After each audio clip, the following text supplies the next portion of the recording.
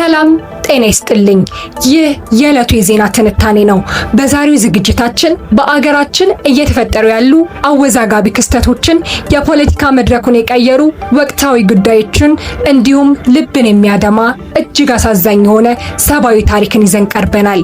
በአንድ በኩል የሰዎች ሞት መረጃ በተለያዩ ቁጥሮች ሲንሸራሸርና የህዝብ ጥያቄ ሲሆን እንመለከታለን።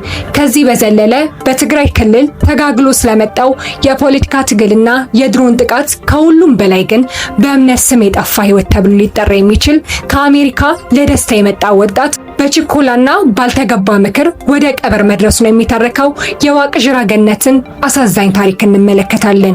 እምነትና ሳይንሳዊ ሕክምና እንዴት ተያይዘው ሊሄዱ ይገባል?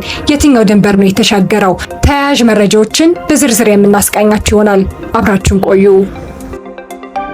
በማህበራዊ ሚዲያዎች ላይ ከ30 በላይ ሰው ተገሏል የሚለው መረጃ ስህተት መሆኑን የጠቆመው የቤተ ክህነት አካላት ይህም ቢሆን ግን ኢሰማኮ ካቀረበው 3 ከሚለው ቁጥር ጋር ሊነጻጸር የማይችል ከፍተኛ ልዩነት እንዳለው አጽንኦት ሰጥቷል። በጥቃቱ አፈጻጸም ዙሪያ ማጣራት ይደረገ ባለበት ወቅት የወረዳው የፖሊስ አዛዥ አባቡ አብደላ በቁጥጥር ስር መዋላቸው ተሰምቷል። ሆኖም በድርጊቱ ያላቸው ተሳትፎ ምን እንደሆነ በግልጽ የታወቀ ነገር የለም። የኢትዮጵያ ሰብአዊ መብት ኮሚሽን በበኩሉ ባወጣው ሪፖርት የሼክ ሙስጠፋ መስጂድ አጥር ላይ ጉዳት መድረሱንና ተፈናቃዮች እንዳሉ ቢገልጹም የሟቾችን ቁጥር በተመለከተ ከወረዳው ቤተ ክህነትና ከነዋሪዎች ለቀረበው ተቃውሞ እስካሁን የሰጠው ተጨማሪ ምላሽ የለም።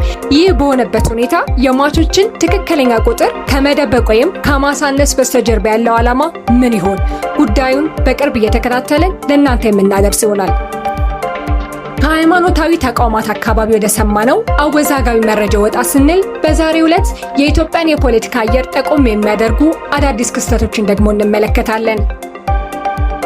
አቶ ጌታቸው ረዳ የሚመሩት የስምረት ፓርቲ በትግራይ ክልል የተደቀነውን የህልውና አደጋ ለመቀልበስ ከሌሎች የሰላም ኃይሎች ጋር በመሆን የተቀናጀ ከባድ ህዝባዊ የፖለቲካ ትግል ለመጀመር አዲስ አቅጣጫ መንደፉን አስታውቋል። ፓርቲው ባወጣው መግለጫ በአሁኑ ወቅት በክልል ውስጥ እየተካሄደ ያለው የግዳጅ ምልመላ፣ አፈሳና ስደት አካባቢውን ለከፋ የጦርነት ድባብ ዳርጎታል ብሏል። በተጨማሪም ስልጣን ላይ ያለው አካል ወጣቶችን ወደ ሱዳን በማሸጋገር ለውክልና ጦርነት እየዳረገ ነው ሲል የከሰሰው ፓርቲ በታህታይ አዲያቦ ገምሃሎ በተባለው ቦታ ደርሷል ባለው የወጣቶች እልቂት የተሰማውን ጥልቅ ሐዘን ገልጿል። በሌላ በኩል ህወሓት ባለፈው ሳምንት በዚሁ በታህታይ አዲያቦ አካባቢ በተፈጸመው የድሮን ጥቃት በተዋጊዎች ላይ ጉዳት መድረሱን ይፋ ማድረጉ ይታወሳል።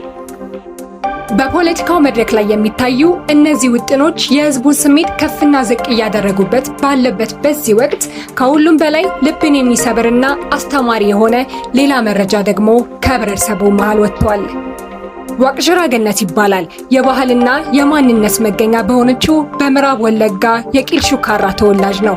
በዩናይትድ ስቴትስ ኑሮ ለደስታና ለሰርግ ወደ ሀገር ኢትዮጵያ ይመጣል። ነገር ግን የመጣበት የደስታ ወቅት ባልታሰበ የጤና እክል ተተካ። ሕክምና ቦታ ሄዶ ሲመረመር የልብ ድካም እንዳለበትና አስቸኳይ ቀዶ ጥገና መደረግ እንዳለበት በሐኪሞች ይነገረዋል። ህይወቱን ለማዳን የኦክስጅን ገመድ ተገጥሞለት በሕክምና ክትትል ላይ ነበር። እዚህ ጋር ነው ታሪኩ አቅጣጫውን የሚቀይረው። የፕሮቴስታንት እምነት ተከታይ የሆነችው ፍቅረኛው ሳይንሳዊን ሕክምና ትቶ ፓስተር መሰረት ታዬ ወደሚባል ግለሰብ ጋር እንዲሄድ ምክር ትሰጠዋለች። ዋቅጅራም ፍቅረኛውን አምኖ የሐኪሞችን ከባድ ማስጠንቀቂያ ችላ በማለት ወደ ፓስተሩ ይሄዳል። ፓስተር መሰረት ታዬ ጋር ሲደርሱ ነገሩ ሁሉ ከመስመር ወጣ። ፓስተሩ የዋቅጅራን ህይወት ይዞ የቆየውን የኦክስጅን ገመድ ያለምንም ፍርሃት አስወገደው። ከዚያም አዲስ ልብ ሰጥቻለሁ፣ ተፈውሳል በማለት በራስ መተማመን ሸኘው።